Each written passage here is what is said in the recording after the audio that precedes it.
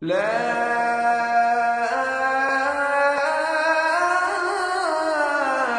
إله إلا الله. Hi man, nice to meet you again. Nice to see you again. Third video officially on Dawah Digital. Yes, it is. So today, I guess what we can talk about. Let's start off with a few. I wanted to ask you a few things beforehand. Absolutely. We've had a few discussions. We spoke about the problem of evil, if you remember last time, and I believe that was, as far as I remember, that was one of the main. When we got to the bottom of it, that was one of the main reasons you adopted atheism, Yes. right? Which was you couldn't understand evil and suffering in the world Yes. with the existence of God, right? So, just as a refresher, maybe if we could just briefly touch upon that again, Yeah. just to start with, because I think although we could talk about 101 different things, and we will touch upon other things as well, but maybe let's speak about something that's relevant and maybe beneficial to both of us initially, before we benefit anyone else from that perspective. So, when it comes to the problem of evil, do you see it in the same way it's generally put, which is there's evil and suffering in the world, there's trials, tribulations, hardships, therefore that God exists, right? So if God exists, why is there evil and suffering in the world? Is it because God is not able to stop the evil and suffering, right? Although he wants to, but he can't stop it, therefore God is not all powerful? Or is it that he can stop it, but he is not willing to, therefore he is not good, or all merciful and all loving and all powerful from that perspective? Or not all powerful, but all loving and all merciful. Is that how you see the issue, the problem as well? Yeah, I mean, it's a struggle for me, that question, because there are two competing, as the ones you've alluded to. Yeah. But I would see it much more on the side of the latter part of what you said, not the former, the latter of what you said, that he allows it to happen. He can change it, but he allows it to happen. Because obviously, if God is all powerful, Yeah. and he can do anything, or God can do anything, then surely he's allowing this evil to occur. Yes. Therefore, it makes it a contradiction to say that this God is a loving God, or is a good God. Okay. And I know in Islam you don't believe that God is only good. You have like Jalal, you have Jamal, you have the merciful, but you also have the judge. Yes. There's different names. So it's a much nicer balance compared to some other religions which believe God is only good, or some religions believe God is only evil. Yeah. But I would think, and I've also even thought sometimes that God might actually just be evil. He might hate humanity, or he might, hate mankind because of the amount of suffering that I see around him. I'm thinking maybe he actually doesn't really love us, or he doesn't really like us. He doesn't want the best for us. And hence we see, children dying, or we go to the hospital, and even though we pray for people, they still die at the same rate. Yeah. And they have done experiments on people where some people have come to pray, and sometimes there hasn't been anybody there to pray, and they've died at around about the same rate. So, I mean, there is a mystery to God to a certain extent, but you're seeing you're having a concrete experience in life, and it makes you think, and it made me think in a way, well, if God does exist, then he must not be a good God. It's more likely that he's an evil God. Yeah. Okay. So just addressing that, bro, like I know we discussed this last time, and you obviously shared your personal stories, which we didn't share online, which we're not gonna go into this time because we've already covered it. So I can understand that it's a very personal thing to you initially, because it's something that you're going off of your own experience. You've experienced some things in your life. The way you've understood it, you've not been able to reconcile this, which has probably pushed you away from God. Now, I really, first and foremost, want to say I really respect the fact that you're honest about what has led you to your belief, to your current position, as opposed to many other atheists. Because what happens generally is, it's normally what you're saying. It's always there's an emotional reason, personal reason underlying everything, but they almost cover this up and deny this and just present it as if it's just a purely rational position. They talk only about evolution or Yeah, Darwin or this. but when the underlying cause they don't talk about. They don't right? talk But about the that, fact that you acknowledge that is a very honest thing to do, right? And I really respect that. Now, secondly, first I want to ask you a question before we get to this. Yes. Would you agree that it's completely coherent to the understanding, which is that God being the most merciful, along with also having other names and attributes, including that he is Al-Hakim, the wise, that when evil and suffering takes place, there is wisdom behind it. Is that possible? I mean, theoretically speaking, it's possible. Yeah. But I think on the level of the individual human, Yeah. and I know as a Muslim, we don't view things individually. Yeah. We view things in a much more broad and in a much more kind of holistic way. But me as an atheist, and I imagine other people as atheists, I think it's extremely difficult to view the nature of God in this way. It's you're having a personal, immediate experience of something bad and something wrong going in your life, and you're thinking, well, okay, God either doesn't exist, in which case this makes sense that this is random occurrence, or if he does exist, then it must not be a good thing. It must be more like an evil. Okay, so it's a very good distinction you made there. Is that logically, logically it makes sense that if God is all wise, that there very well could be wisdom behind the evil and suffering and trials and tribulations we see in this world. So there is no internal contradiction there. I don't see it. So you can have an all-merciful God who is also the wise, and therefore when suffering takes place in this life, there's wisdom behind it, which we may not be able to access or understand. Yeah, you might recognize it later on. Sure, but you made a good point, which is that from a personal perspective, you said when you experience something, you may not be able to process it in that way, right?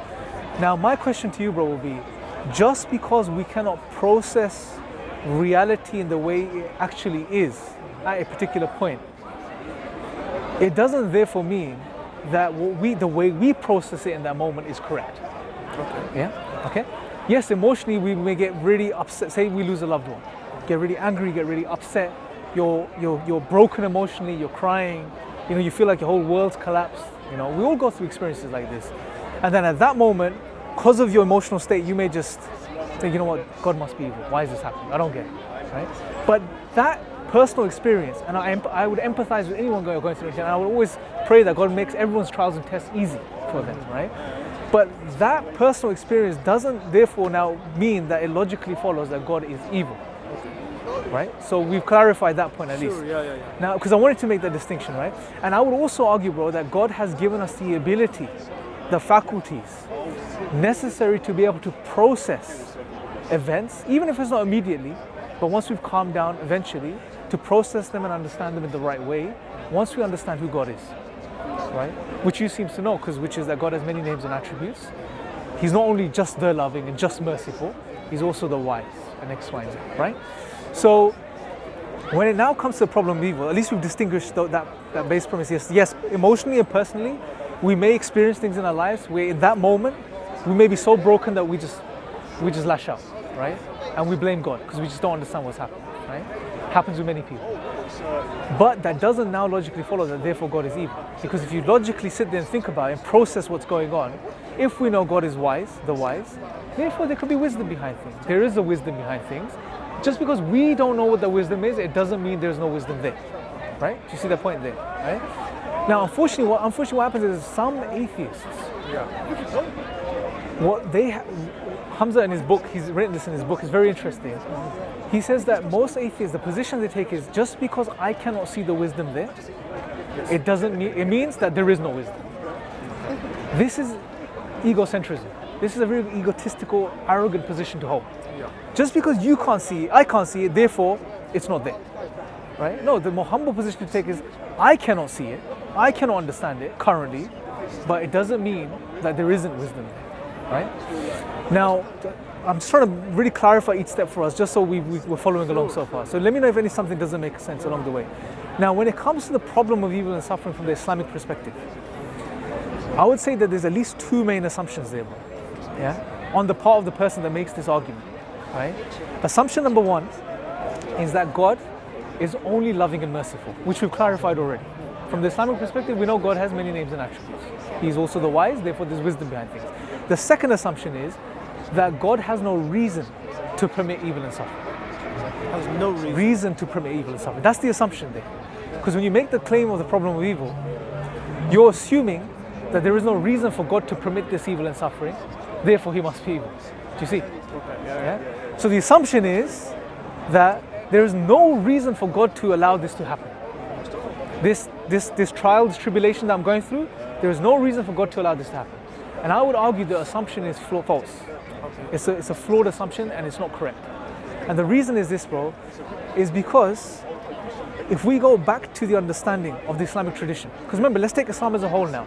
Because unfortunately what happens is when atheists argue the problem of evil, especially against Islam, they will challenge God based on the problem of evil, but they won't take Islam as a whole. And the whole philosophy and idea, the foundation of Islam, right? Let's understand what the reality of life is, right? To understand this assumption and why it breaks down. We know, like we discussed before, God created us with a purpose, which is to worship Him. That's the goal, is worshiping God. That's our purpose. This life is a means to fulfill that purpose, right? To actualize the purpose, we have this life. We're here to worship our Creator, right? You following me so far? Yes. Okay.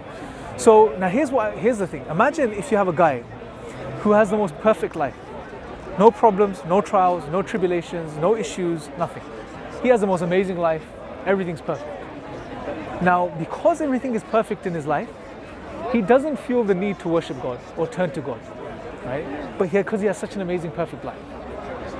You could say it makes him arrogant to the point where he just turns away from his purpose. Everything's so perfect, he's enjoying life so much, he doesn't worship God. In the grand scheme of things, bro, this guy has failed from the Islamic perspective because he has not fulfilled the purpose of his life. Because the purpose of his life was not just enjoyment and happiness in his life. It was to worship God, right? To know God. So therefore, in the grand scheme of things, he's failed. Take another person who has a life, he's living, he has some good things, but he goes through some really hard trials, really hard tribulations. But those trials and tribulations become windows of opportunity for him, in which and through which he can turn back to his Creator, worship God, acknowledge his Creator. Because he goes through a hardship, he wakes up, oh my God, you know? And it's a moment of opening for him where he turns back to God and worships Him and asks God alone. In the grand scheme of things, bro, for this person, those trials and tribulations are a good thing because they've helped and aided him in fulfilling the purpose of his life, right? So, these trials and tribulations we face in this life, from the Islamic perspective, bro, in the grand scheme of things, they're actually a good thing because they help us, or they become a means for us to fulfill our purpose, which is to worship God. So, meaning the assumption is broken because there is good reason for God to permit suffering and evil. And one good reason is that in the grand scheme of things, it helps us fulfill our purpose, which leads to paradise. Right? Which is in the next life. Yeah. It's not in this life. Sure. But that next life will be ours too. Right. Do you see? So we're alive here, and we're going to be alive from one sense in the next in life too. Well, this is the struggle, I think, when it comes to the religious worldview, because I don't believe there is a life after death. So if you don't believe in a life after death, then naturally you're going to think all the suffering that I'm experiencing here, it's not gonna kind of give me brownie points in the next Okay, life. so good. So I think what we got into this, what you're acknowledging is that once agreed that the Islamic worldview is correct, if it's true, assuming it's true, then there is no problem with evil. At least we can agree to that. Assuming that you do have a life after death, and Okay. Islamic view is correct. Good. Okay, so But as far as atheism goes, this is the only life you have. And if it's the only life you have and it's full of suffering, or at least it's more suffering than happiness, I would agree with you 100%. then you're obviously going to take a more cynical view as towards the existence of God. Because, or at least, let's say, for example... But here's just on a point on that point.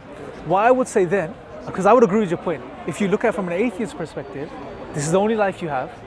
If you go through hardships and trials in this life, you can't make sense of them. You would think they're bad and evil, right? There's purely evil. You would think it as purely evil, right? But the problem is, you can't then bring God into the atheist paradigm and look at life from the perspective of atheism, but then question God based on the evil and suffering from a life that you're seeing from the perspective of atheism. Do you see what I'm saying? So let's stay on one side of the fence, that's what I'm saying, right? If you look at purely from the atheist perspective, evil and suffering, I would agree. There's just, why go, if this life is all that exists, why go through hardships and trials and tribulations? It doesn't make sense, right? But what I'm saying is, assuming Islam to be true, it's completely coherent. The problem of evil doesn't exist. So I think now where naturally our discussion flows to, bro, is the Islamic worldview, why you believe, why you hold the view you hold, and why I hold the view I hold, right? Now, maybe that's a good point of discussion we can move on to. I think that would be a really nice place to go on from what we've just summarized and refreshed again.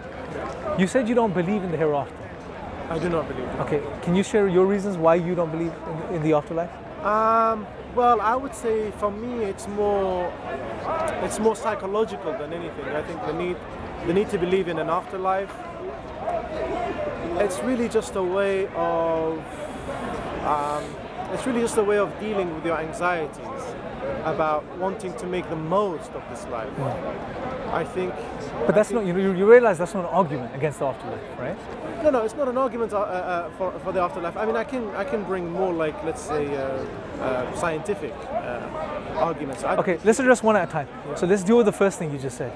Well, I'm very much influenced by, for example, Friedrich Nietzsche, and I'm very much influenced by what he taught about morality. Yeah.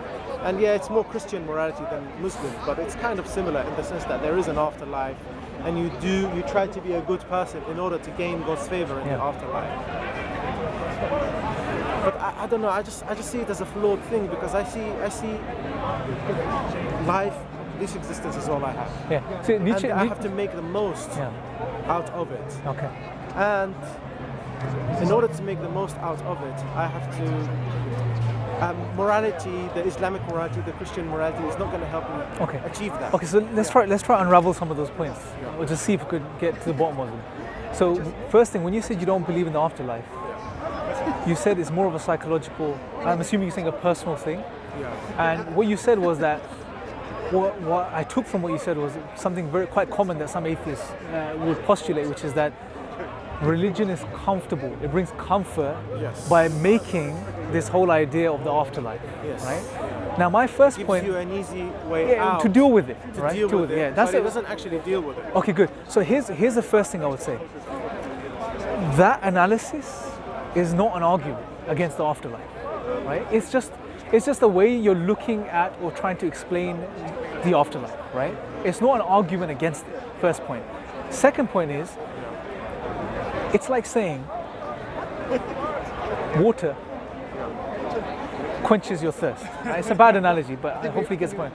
We know water quenches your thirst, therefore water was created just to quench a person's thirst. It doesn't logically follow.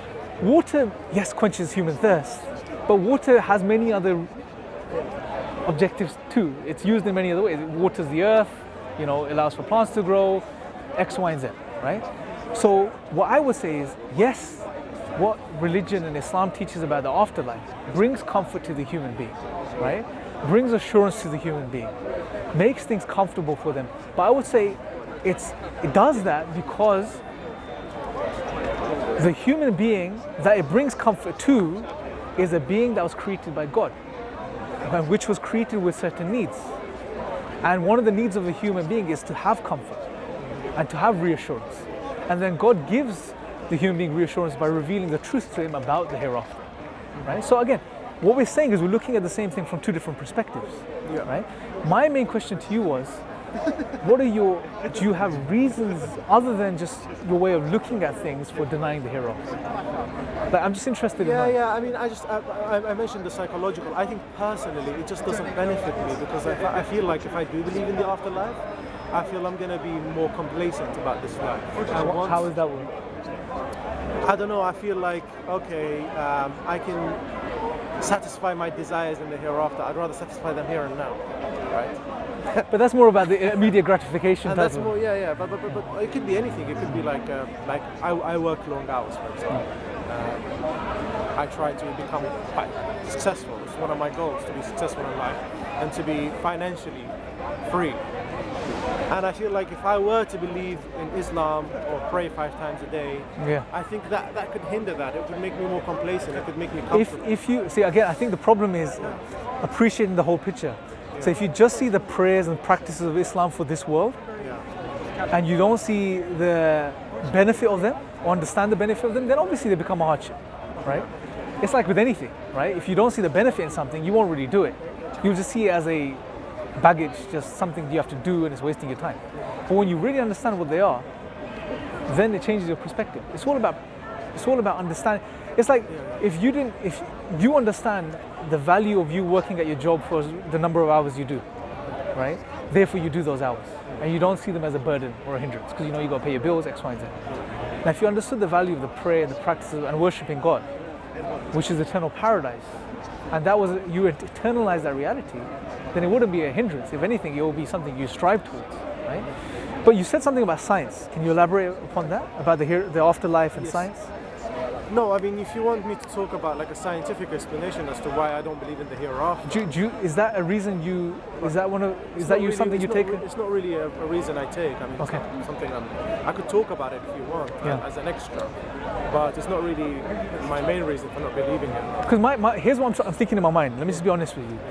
When I'm talking to you, bro, I'm thinking you're not giving me. You don't seem to be someone that's denying the hereafter cutthroat. Like there is no hereafter. It just seems to be a personal belief type of thing. Like I don't find the belief in the hereafter important or something like this. But what I'm thinking is you're denying a reality which and I'm not saying this with hatred or dislike in any way, shape, or form. You're denying a reality, bro, where there could potentially be eternal doom and hellfire and punishment just because it's not convenient to you in the here and now. You're sacrificing your eternity. For me, that something's not adding up there. I'm just trying to understand what's going on inside. Why, like, if you knew, for example, standing with me and talking to me for 15 minutes means you're gonna have to jump in a pool of fire, and you understood this, you wouldn't do it. Yeah, Right. it sounds like what you're talking about is what Pascal talked about. Pascal's wager was that it would be more beneficial to believe in God anyhow, because it's a bet. It's better to believe in God. Yeah, I'm not taking that route. I'm just trying to know. I want to know, like, you don't believe in the hereafter, right? No, and Because I'm trying to understand. Is it because when you said science, what I assumed, it's Yeah. maybe just an assumption on my part, was that there is no empirical data for anything beyond the physical. Therefore, you don't believe in a reality which is beyond this material physical world that we see, based on our five senses. Now, if you took that line of reasoning, then that would be giving me a reason for why you deny the hereafter, right? But you're not giving me that either. So I'm just trying to understand what your reason for because- denial is. because you see, existence is. I mean, people talk about death, right? But people don't experience that, right? I mean, But those dying experience death, right? when you're dying, you don't experience that. You're going through the process of dying. Well, you don't go through. You don't read. You don't attend your own funeral, right? Okay. So death is something it's a possibility that's out there. So you're talking about after death. That's what you're saying. Right? Once someone dies, you're saying he's no longer there. Well, I mean, death itself and what's after death as well. You only see death as a possibility. I see, or you? I mean, every human being, I think, Wouldn't you say death is a reality? Like everyone's gonna die? it's a possibility for you right now, but when it comes, you're not there to experience it. So Yeah, I would I would say you experience death because you die, but once you're dead, then that's where the debate comes in. Because even the atheists, no matter who you would agree that the person dying experiences the pains and pangs of death, and obviously has a personal, subjective experience of that moment of death. Obviously, once they're dead, that's the question now. What happens after death, right? So I'm just trying to understand. Like let me be a bit more clear, a bit more blunt, because I think we could do this because I know you well enough, right? And you won't. I'm telling you, Mustafa. I'm telling you that when you die, you're gonna wake up on the other side, and you're gonna. How this awareness is gonna be, I don't know, but you're gonna be completely aware of the reality that there is heaven and there is hell. There's Jannah and Jahannam in the Arabic, right? Now, Jannah is an amazing, beautiful place which you can attain. And Jahannam is the place where you don't want to go because it's torment, hellfire, X1, all of these things, right? Now, if you want to avoid this hellfire, I'm telling you, you don't have to sign a check of $100 million. You don't have to sell your house. You don't have to divorce your wife. You don't have to give up your job. All you have to do is acknowledge your Creator and worship Him, right? That's what I'm saying. Now, but it's not just that. It comes with it comes with conditions. Acknowledging your creator is one thing, right? Yeah. But it also comes with conditions which I'm not comfortable with. Such. Now, I mean, sorry, are you still okay to Yes. hear me? So, for example, in Islam, like if I were to become a Muslim, let's say today, Yeah. if I have a child, I have to circumcise him. Now, I'm anti-circumcision, Yeah. and I have very strong convictions about that. Yeah. What you were saying was, it's not only about acknowledging your creator and worshipping him. You said there was other things that come with it, Yes, which I you're not mean, comfortable with. Yes, Yeah. so circumcision is one thing. Okay. There are plenty of other things that I would have to do. I would have to do. Okay. What about if I told you, just to clarify? Accept Yeah. that I just cannot accept. Okay. So say I said this to you, bro, and we'll deal with you not wanting to accept it or not agreeing with it. Secondly, but I want you to just realize something, bro. That when you acknowledge Allah and you submit to Him, and you acknowledge that He is your creator and you are His slave, and you are agreeing to try to worship Him the best you can, as long as you don't do shirk, bro. Yeah. Shirk meaning obviously associating partners with God in any way, shape, or form. Yeah. Doesn't mean you don't do any sins. Every person, every human being, every Muslim falls into sins at some point, right? Yeah. It's not that you don't do sins, that you don't do shirk. That alone will eventually enter you into paradise. Right? Now, I want you to understand this. The magnitude of the Shahada, which is the testification that there is no deity worthy of worship except Allah alone, and that Prophet Muhammad is his final messenger. If you were to just take this Shahada, bro, let me put it this way for you. If you took the declaration of faith now, and you became Muslim, someone who submits to God, right? And you leave the park and you get hit by a bus, technically, as we know from the Islamic tradition, as soon as you take the Shahada, your evil deeds are wiped, right? You would die in a pure state, which means straight to paradise, right?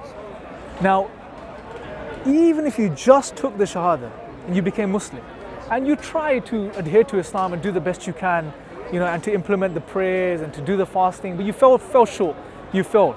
Let's not even go to the smaller bit. Let's talk about the 5 pillars, the pillars of Islam: fasting in Ramadan, the prayer, the second most important thing after the Shahada. If you were tried, it's important. You need to pray, but you failed. You didn't do it for 2 days. Something came up. You got weak, X, Y, and Z. You didn't fall short on this.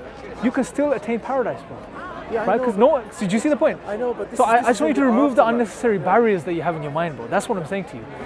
The most important thing is acknowledging your creator. It sounds like Pascal's wager. No, it isn't. This is Islam, bro. I know, but it sounds very much like his argument. Pascal's wager is different. You have more benefit to just believing God rather than not believing God. It's I'm not even more- saying this. I'm saying, why would you give up paradise Yeah. and want hellfire when God has made it so easy for you? And I'm just explaining to you how easy it is. But it's not easy. It's not easy. I cannot, for example, change my view on circumcision. It's just impossible. for me Okay, to do. so say you become, So if I become Muslim and have Muslim children, if they're not circumcised, they might not be accepted by the community. Right. I cannot, within good faith, belong to a community that does circumcise their children, because I wouldn't want to associate myself with that. So this is just one very trivial example. I okay. can give you other examples, but this is just one. Sure, but what I'm saying to you, bro, is this one plus any other example you give me, in the grand scheme of things, they're very trivial. Sure. Don't let the community, in other words, what I'm saying, don't let what the community says or thinks, which is irrelevant, to be honest, keep you away from turning to your creator and acknowledging him. Because on the day of judgment, bro, the community is not going to come and save you. Yeah. Right? It's going to be you in front of your creator. Yeah. Right? Individual. So what people think, to be honest, bro, with all due respect to people, unfortunately what we do is we give people too much importance.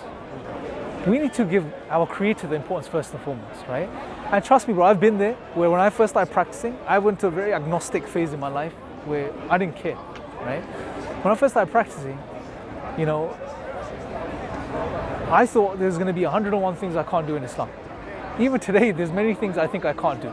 But God makes it easy. Whatever He gives you the ability to do, you do. And you keep trying.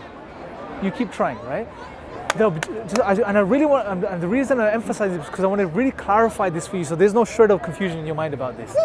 God is not looking for perfection from us, bro. Any of us. We weren't created in the way that we would be perfect, and we would never sin or fall short. God tells us that if you were to stop sinning and just became perfect, He'll replace you with another creation. It defeats the objective of what a human being is. We will fall short. It's not about perfection, it's about persistence, right? That's all it is, bro. I'm saying to you, if you just acknowledge your creator, like I said before, you don't have to sign a check of 100 million, you have to do X, Y, and Z. Just acknowledge your creator, acknowledge he's there, and you were created to worship him. And do the best you can to be a good person, do the best you can to follow Islam, do the best you can in your capacity, to your ability to live like a good Muslim. Whatever your capacity is, God knows. I don't know. I can't judge you. And I shouldn't judge you, right? Unfortunately, Muslims judge. We judge each other. It's a nasty thing, right? God knows best ways. Yes, we are to advise each other to do better, but unfortunately, we don't advise, we judge, right? Which is a sad thing, yeah?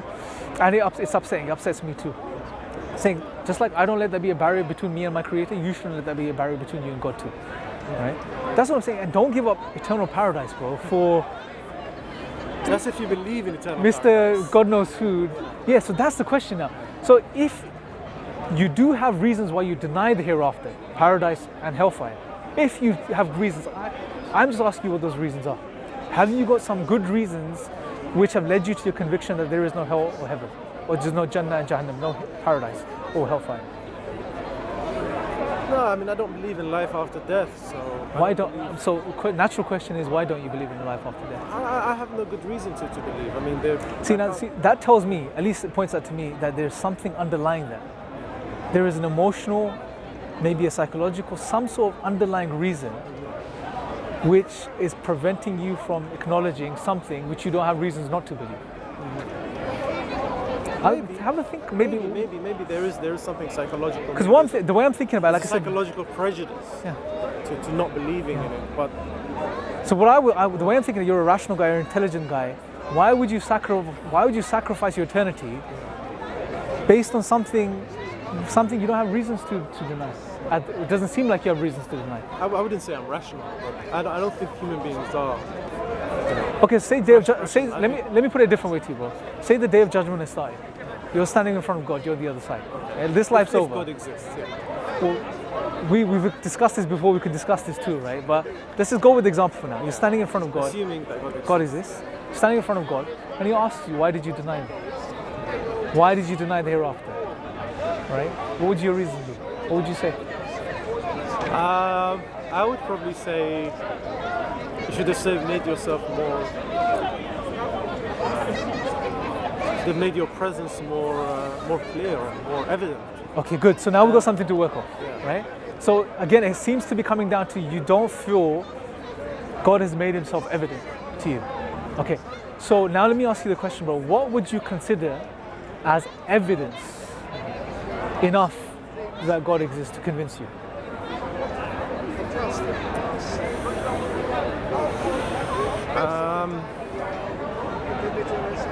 Yeah, you've kind of cornered me again.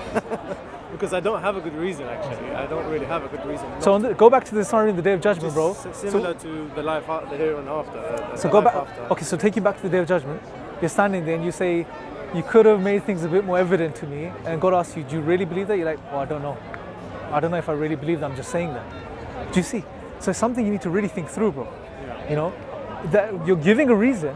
God didn't make Himself evident. But when I'm asking you, what would evidence be to you? You don't know.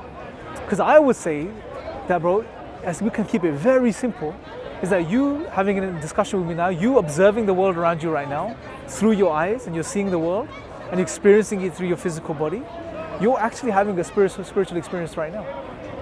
Really? We're all having a spiritual experience right now. The only reason we don't acknowledge it is because we're just become accustomed to it. Like, if you think about it from a naturalist perspective, all you are is just a rearrangement of matter. Yeah, right? You're just a composition of matter and molecules. Yet you are so and so. You have a name. You're looking the world. You're studying the world. You're understanding. You're conscious. You're aware. You're having a spiritual experience, bro, right now. Yeah, you're not like this gate, which is not observing or understanding the world around it. You are. You're seeing me. You're understanding me. You're hearing ambient sounds from around you. You're aware of reality. You're aware of your loved ones. You're thinking about what you're going to do this evening. You're actually having a spiritual experience. So if you're looking from the perspective of evidence, I would say there's more than ample evidence. Some of the greatest evidence is ourselves and just our own creation, the way we are as human beings, which you can't even begin to explain via naturalism. No? I mean, yeah, you can't explain supernatural phenomena through naturalistic materials. Yeah, and I would say we're having a supernatural experience right now because consciousness is something, the hard problem of consciousness. In the study, I'm not an expert on it, Yeah. but there's a brilliant book I really recommend you read. Hamza's written a book. Have you read it? The Divine Reality. No, you recommended it before. Bro, but I please haven't do read it. It's brilliant. It's actually phenomenal, and there's a chapter on this as well, I believe, on consciousness. Because there's something called the hard problem of consciousness in the realm of science, where they can't fathom our personal subjective first-hand experience. You know, but it's not we physical. haven't thing. understood consciousness. And you can't quantify it because your experience is personal to you. They can stick you to some monitor and give you a piece of chocolate, and as you enjoy that chocolate, they can see changes in brain waves, right? They can monitor this, but what it feels for you to taste that chocolate, your personal experience, they can never encapsulate that. So all they can show is that your conscious experience is somehow linked to your physical being, but it's not your physical being. That So you're saying that points to the supernatural? that's beyond the physical.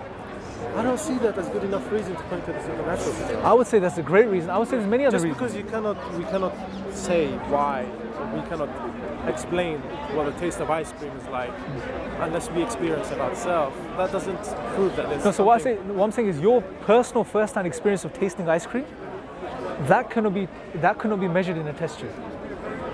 That experience you're having right now, conscious experience, is not a physical thing.